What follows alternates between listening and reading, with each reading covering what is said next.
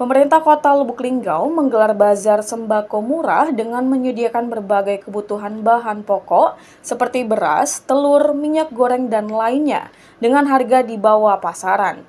Acara ini dalam rangka memperingati Hari Pangan Sedunia tahun 2023. Senin 16 Oktober 2023, ratusan masyarakat di halaman Ekskompi Kota Lubuk Linggau mengantri untuk membeli pangan murah seperti beras, telur, minyak sayur, dan lainnya.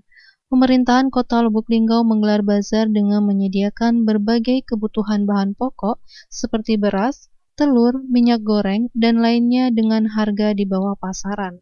Acara tersebut dalam rangka memperingati Hari Pangan Sedunia tahun 2023 dengan pengendalian inflasi daerah, menggelar gerakan pangan murah serentak nasional. Kota Lubuk Linggau gelar di lapangan Ekskompi Lubuk Linggau, dihadiri dan dibuka langsung oleh PJ Wali Kota Lubuk Linggau Haji Trisko Devriansyah.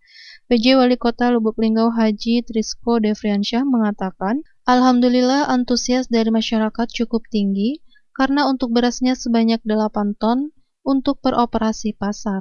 Masyarakat cukup animonya cukup tinggi. Karena rata-rata Bulog berapa 8 ton ya? 8 ton disiapkan per operasi pasar. Ya karena mungkin kalau mereka mau barangkali ke pasar kan butuh ongkos, mungkin kita dekatkan dengan ini paling tidak 4 penjuru kecamatan kita lakukan hal serupa. Ini wilayah timur tapi mengcover juga wilayah selatan dua yang berdekatan, selatan 1 juga berdekatan di sini.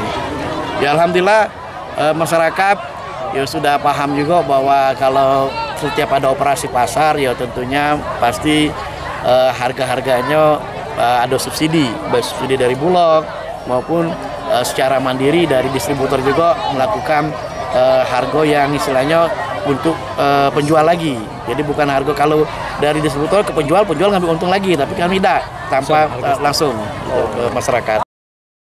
Iva Walbarodi, Silampari TV, melaporkan.